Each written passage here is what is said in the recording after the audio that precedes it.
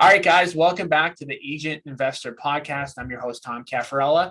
We've got a guest on, the only guest in a while that I haven't had to ask how to pronounce their name, so hopefully I don't screw it up. Lisa Ritter. Did I get that right? Yep, absolutely. All right, one of the easier ones. She's out of Omaha, Nebraska.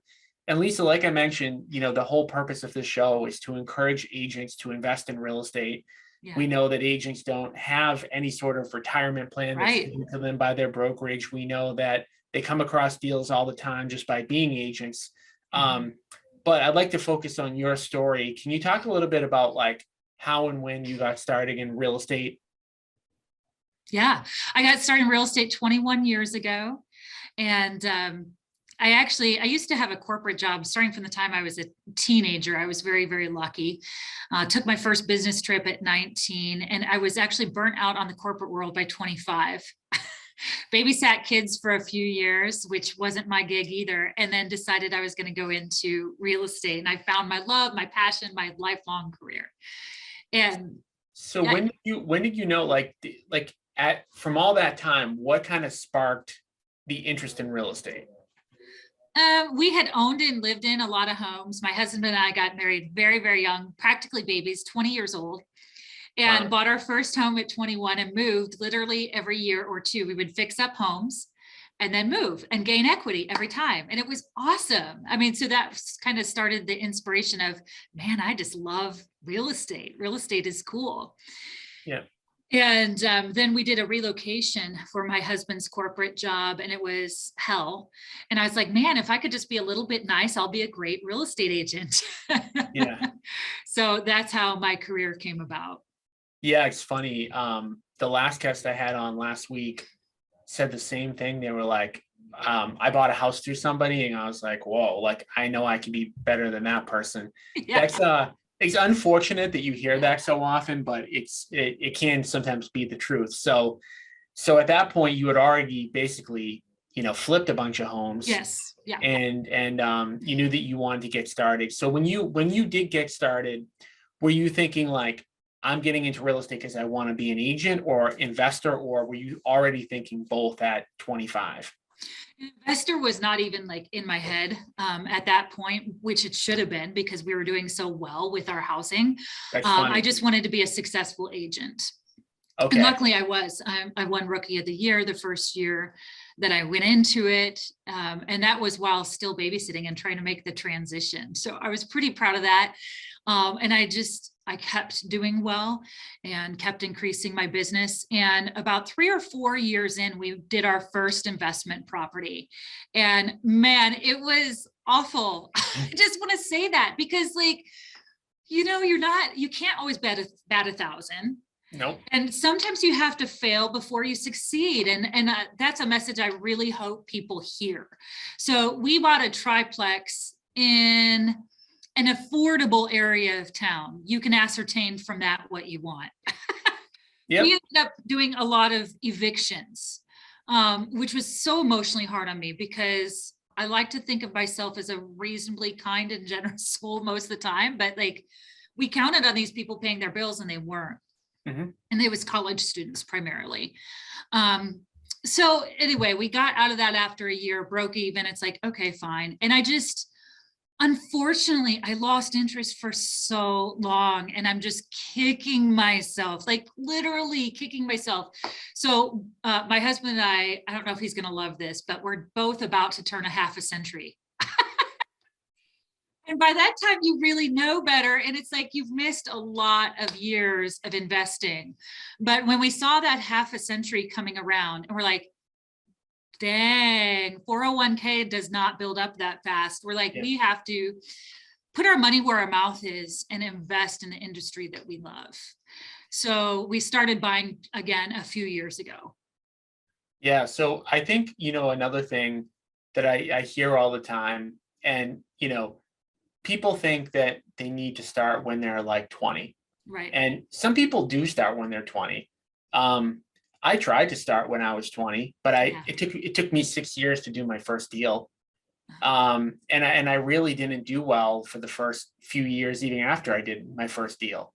Yeah. So you can invest, at any age. You can start at any time. You can get the benefits at any time. And the mistake part is absolutely true. And again, this is, there's always themes when we bring people on. And one of the themes is always like the person who's successful has failed a lot because they figured out what doesn't work. Right. And, you mentioned like buying in an area that was maybe a little bit rougher.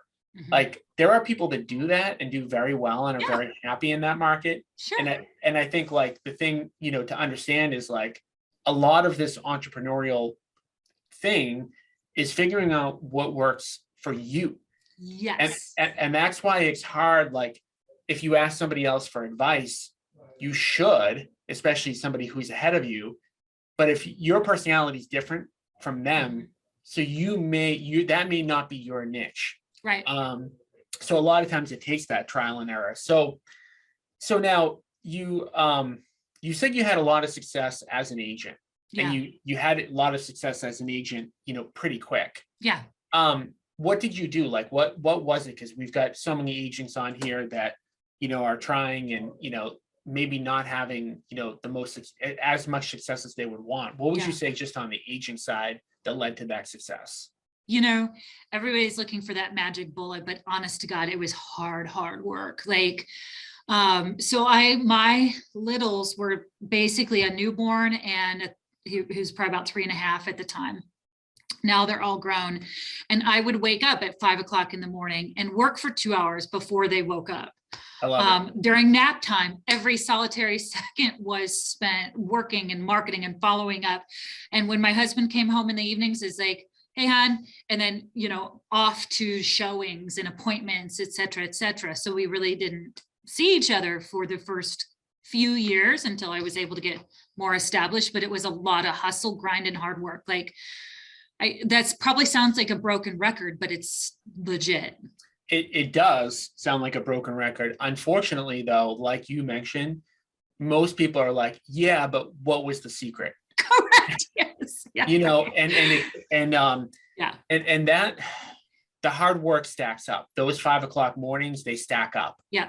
And then at some point, whether you're investing or just being an agent, things start to get easier. Yes. And then you have a choice. Do you still want to do the 5 o'clock in the morning and then continue to grow and explode? Or, do you want to keep it at a level that you're happy with and maybe do a little bit less of that? Yeah. Yeah. But yeah, the grind part's important. And the work I did, like I wasn't spending money. You can spend time or money. And at the time I had time to give, not money in the beginning. And so I would go to Target or the dollar store for my pop buys and hand deliver them. Now I'm doing Amazon gifts for thank yous, I mean, it does change, but I would take my kids on walks and deliver flyers. I love it. I mean, really, my children were very involved in, they're very, very successful as a result. They grew up listening to Darren Hardy and Brian Buffini in the car, every car ride, every morning to school, every pickup, every dentist appointment. I was pretty obsessed, but I have no apologies for it because it was contagious to my children. That's a great story. So you basically, grinded it out, you were a successful agent. You had some success early on flipping. Yeah. Then you bought a multifamily. It was the wrong investment vehicle for you. Yeah, for me. Mm-hmm. Then years went by, and you said, "I got to get back into this." So this is 3 years ago at this point. Yeah. So what sparked you to say, like, we need to do this? And then what happened after that point? So I get a little scared of the economy sometimes. I mean, I think if you're not, you're kind of blind right now. Like, stocks can turn to zero in no time flat. Yep. 401ks can go, deflate real quick within a bad market. But real estate almost always appreciates. It is such a safe investment. It just makes me so excited. I can't believe I didn't recognize this early on. Your portfolio should be diverse. So yes, we do have a 401k, we have IRA, we have 6 months worth of savings because I'm kind of a Dave Ramsey fan, all those things. So we want our money to be very purposeful, and real estate definitely has to be a piece of that. So we woke up and really put our money where our mouth was 3 years ago. And the first thing that we did is we bought in a house in a townhome in an area that we really liked, that I loved, that I would live in myself if I needed to move into a townhome suddenly. Yeah. Just love the area. And we thought, well, with a townhome, you know, the exterior gets painted every 5 years. Somebody else is mowing the lawn. We don't have to worry about somebody calling us because there's too many weeds. So that was just awesome. We spent $160 on it 3 years ago. Today it's worth at least $225. So that was $65 in passive income. There has not been a month or practically even more than a couple of days where it hasn't been rented. So we are not only paying down the house and gaining equity that way, we've gained the equity of appreciation, and we're making some, not huge, but some passive income every month. It's such a win. Yeah. So what I found, you know, going back to your story from when you did the 3-family to that, just in general, like for passive income investments, I've had all different kinds. And I've had some in some tough areas, and I've had some in some nicer areas. You tend to get a little bit less return in the nicer areas, but then you don't deal with the headaches. So you kind of have to make a choice, I think, like what type of investor do you want to be? Do you want to, you know, maybe barely cash flow in the beginning, but have an easier, you know, property to manage, and maybe an asset that you said, like, if you're saying you would live in it, then that means that it's going to easily rent, because a renter is going to be thrilled to live in it. Yes. And then the opposite's also true. So there's definitely no right answer to that question, but it's more like, you know, how much hassle and headache are you willing to put up with for a little bit better return?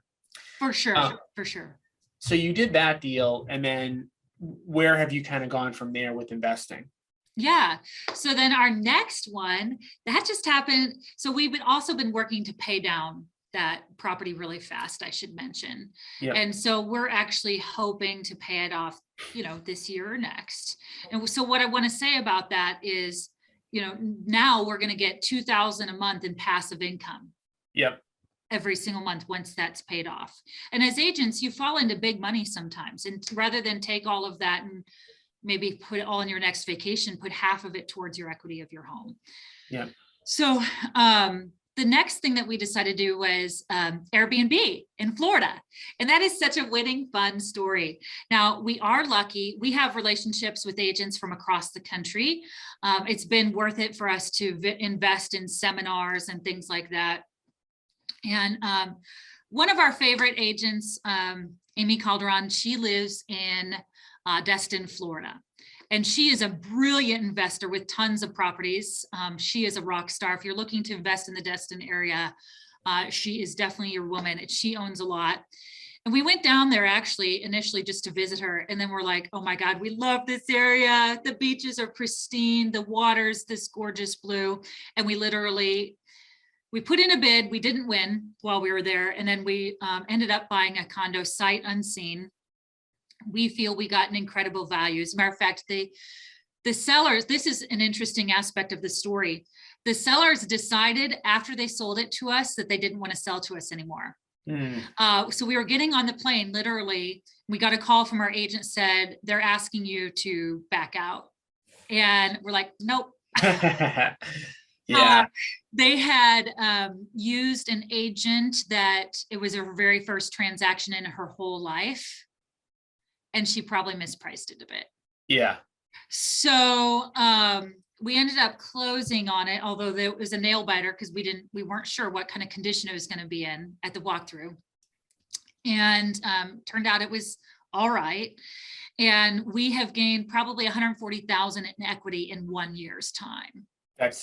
Well, you know, like Florida is just, I mean, so you're in a market, Omaha, I mean, slow and steady forever.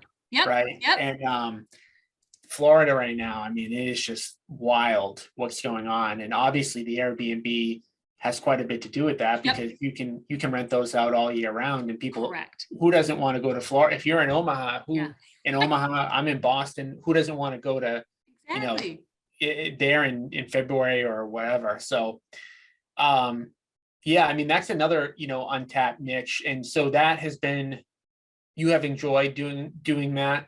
Oh, we love it. We love it. So we've improved it a little bit. I mean, it shows really nice. And it's fun because we're using the property free, essentially. Yes. So now our vacations don't cost near what they used to, just the cost of a round trip flight. And we're on the beach in 5 hours, and somebody else is constantly paying for it. So we did put 30% down, which you're going to be required to with those Airbnbs, either 25 or 30% down. Yeah. And it cash and flows. Now we I- had to make some property management adjustments to make sure that it was cash flowing, and that is key with an Airbnb, is getting the right property manager. yeah. And then have you done anything else besides those two? Yeah, so we just bought one in the fall, and this one was a different kind of opportunity. So, my small little portfolio has been a diverse array of experiences. Yeah. The first one, we just bought a listing, something that was on the market. The second one, we had that agent or our friend help us out. And then the third one, somebody in my office approached us and said, hey, I know you guys have really gotten on the investing bandwagon, and I have people that are buying a new construction and they really don't want to clean up their house. I've been working with them for 6 months and they just don't want to go through the hassle of showing. They really want a hassle-free experience. And I'm like, have you explained to them that they could earn a ton more money going on the market? He's like, I have talked to them several times and they're just like, they do not want to go through the pain of that experience. Yeah. And so once we were absolutely sure that, experience was more important to them than money, then we moved forward and made them an offer that they accepted. Awesome. Yeah. So, what would you say? Because obviously, like when I hear your story, I think like, years and years of being a successful agent. Yeah. What would you say to somebody who's in a similar position to you, who's a successful agent making good money, but hasn't really done what they think maybe they should in investing? You need to envision your retirement. And we talk all the time about how real estate investing is some of the safest and most secure in the world. And it's time to put your money where your mouth is. I think as agents, especially successful ones, we can get so involved in the day-to-day and just day-to-day, like, let's make this happen. Let's make this closing happen. Let's help this person. We need to help ourselves. And we did put our money where our mouth is and make that investment, make sure we have a diverse portfolio. Of course, not all of my money is in real estate, a healthy portion of it is now. But I also, again, have the 401ks, the IRAs, and the savings account. And your heart's going to feel a lot more at peace, really, when you have some of that security for your later retirement years. Yeah. And so like, how do you, get yourself out of that day to day? Like I have it myself, going a million miles an hour. Yeah. What did you do that basically said, okay, like I've got to take the step, or I've got to block off this time, or like, was it like a goal that you set, or was it just? Well, frankly, it was just a decision that happened pretty quick. And one of the things that I found, Mel Robbins is a great teacher of this. It's the 10-second rule, where if you don't act on something in 10 seconds, you're probably not going to do it. Like you can talk yourself out of things real quick. Yeah. And so really, I wish there was a more romantic story, but it came down to an epiphany that I acted upon immediately. Yeah. Sometimes you just got to roll the dice and make it happen. And pondering about it for years and years is just going to make you pay more and get a higher interest rate, especially now. Oh yeah, I know. Crazy. Yeah. I think, with investment real estate, like you said, with time's on your favor. Time is in your favor, meaning that, no matter when you buy something 20 years later, it's going to look like a great deal. Yes. And we know that that's pretty much, a fact that won't change. So that's why, if you are thinking about doing it being younger, it's really like you can't lose if you're buying an investment property and you're 25, 30 years old. As long as you hold it, you're going to win. Right. So as long as it's cash flowing even a little bit right now, and I wouldn't even worry about the cash flow, depending on your age, if you're super young, the cash flow doesn't matter. I mean, it's all the benefits Yes. of like getting the mortgage pay down, getting the depreciation, Absolutely. getting a little bit of cash flow. But with where inflation is and where it's probably going to go, like that's a driver that's in your favor as well. For sure. So what do you want to do moving forward on the investing side? Is there any concrete plan, or are you taking things like as they come to you more? Well, we are trying to set a goal for ourselves of buying something probably every other year. Yeah. You know, I don't think I'm going to necessarily do more than 10, especially, you know, at my age. Like realistically, life is at least halfway over. Don't think I want to live beyond 100. Yeah. And so, you know, if we could pick up one every other year till we are at least at 5 or 10, then that's going to, and then aggressively pay those off. Yeah. Then I can retire, you know, and still enjoy the lifestyle that I have today and not have to worry about if the economy collapses. So I think the thing, like we get a lot of people who come on this show that have huge investing goals. Mm-hmm. Some people that have already done huge investing things. But I think I like your story a lot because it's a very practical, like I'm using this investment to get to this place. Yeah. This is where I want to be, and I'm going to be good once I get here. Mm-hmm. And I think that's the part where, like, you know, some people, if they listen to our show, you might hear people that are like, hey, you know, I want to get to 1,000 rental units. I want to do this and that. And that can be, you know, intimidating. Yeah. But your story is one that like truly any agent can do. Yes. Buy a property every other year. But let's just talk about like where that's going to get you. Because I think like when I hear you say, I want to buy a property every other year, like it doesn't inspire me to like run through a wall. But I want to talk about what that's going to get you. Because I think that's the part where for some people, like doing something that's very simple is going to achieve a big result. Yeah. So let's say that you get to those 10 properties. Yeah. And that takes you, you know, whatever, 10 more years or 12 more years, or even maybe 15 more years. Mm-hmm. What equity position do you think you'll have? And what's the cash flow going to be? And we're fine with rough numbers, but I just want to kind of do out some of this math if you haven't done it already for yourself. Sure. Just so we can show how simple this can be. Yeah. So obviously the numbers are going to look different 10 years from now. So we're using today's. Yep. So if we can do we're trying to buy nicer properties is frankly our goal and keep them nice. We set aside a little bit of money for improvements. So there's like a separate pot so that we can keep it and maintain it. We will earn 2,000 to 3,000 minimum probably on every property. So that looks like, you know, if at the point we have 10, that's 20 to 30,000 a month. So that replaces my real estate income. Yep. So that we are able to have the choice of who we want to work with, when we want to work with them, and where we want to work with them at.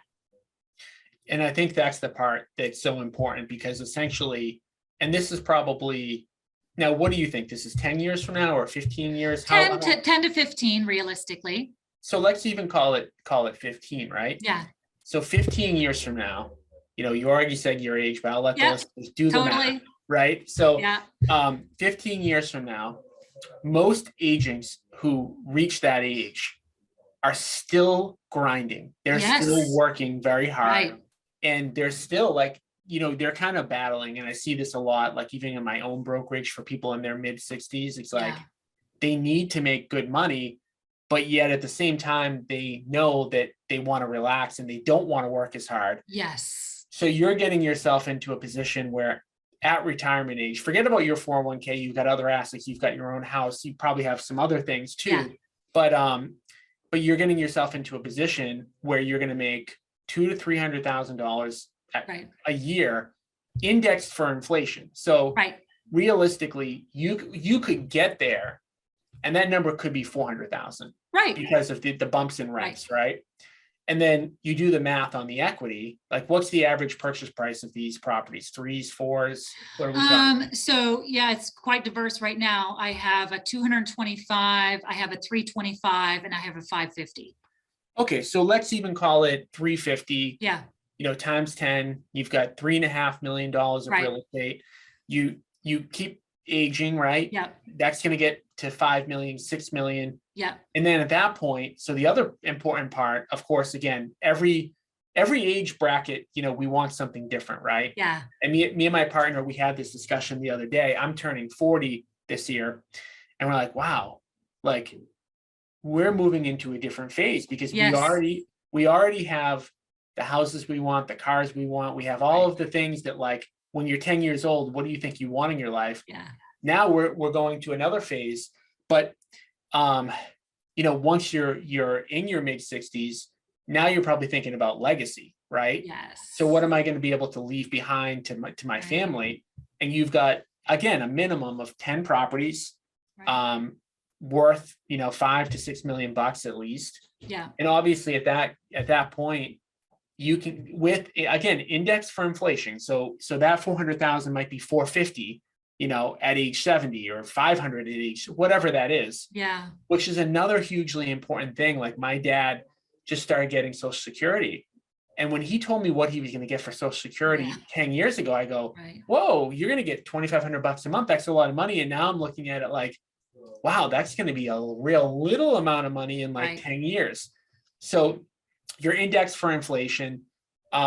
And then at that point, again, fast forwarding your life to 80, 85, whatever, age you're going to be. Now you've got a choice. Hey, what do I want to do with these assets? Do I want to leave them Yes. to my kids? Do I want to leave them to charity? Do I want to do something? And you've Yeah. got that opportunity.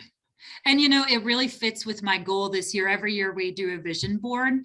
My husband and I each have our own one. And 50, I'll tell you, for me, it's been truly inspirational facing that, because those big 10-decade mark ones just have a way of grabbing a hold of you and going, okay, what do you want? And on my vision board is build a business that's not just profitable, but generational. Yeah. And I mean, that excites me. And I do own the brokerage that I work for too.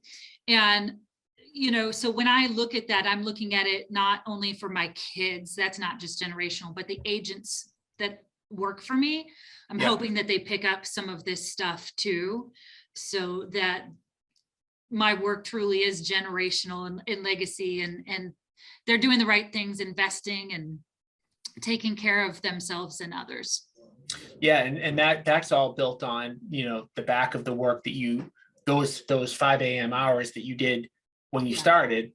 But the investing stuff, that's really just like a 10, 12, 15-year window, Yeah. which is the crazy part. So again, like for anybody that's on here, like you don't need to have started investing in real estate when you're 19 and it pays off when you're, 60. Like you need a 10 or 15-year window. And one thing that a mentor of mine said to me, he's probably 25 years older than me, and he was one of the first people I met. He ran a networking event at a hotel every month. And he said to me, if you work for 10 years, like other people, won't, you'll be able to live the rest of your life like other people can't. Yeah. And I don't think he made up that quote, but it was a quote he would talk about a lot. Yeah. And it's just so true. And Yeah. you look at, the 10-year window for you of investing. And then again, what the payoff is going to be, it's just, crazy. And again, your goals, like, do you have any doubt that you're going to buy a property every other year? No. Mm-mm. Yeah, like it's not something like, I don't, sometimes again, people come on here and they want to get 1,000 units, and I'm like, oh, I Right. hope they do it, but I don't know Right. if they'll do it. But Right. I feel like with your plan, it's like something would have to catastrophically happen Right. for this to not be achieved. Right. But then the end result is such a powerful result. Yeah. Yeah, I agree. So obviously you shared a lot. You've got a very inspiring story. Thanks. If our listeners, want to reach out to you, learn more Yeah. about you, or connect with you in any way, what's the best way? I would say email Lisa at omahare.com. Or you can call or text, but email is my preference. My phone number is 402-612-2413. Cool. All right. Well, I want to thank you for coming on and sharing your story. And, we'll be back again next week with another episode of the Asian Investor Podcast. Lisa, again, thank you very much. Yeah, thank you, Tom. Appreciate the opportunity. Awesome. Take care.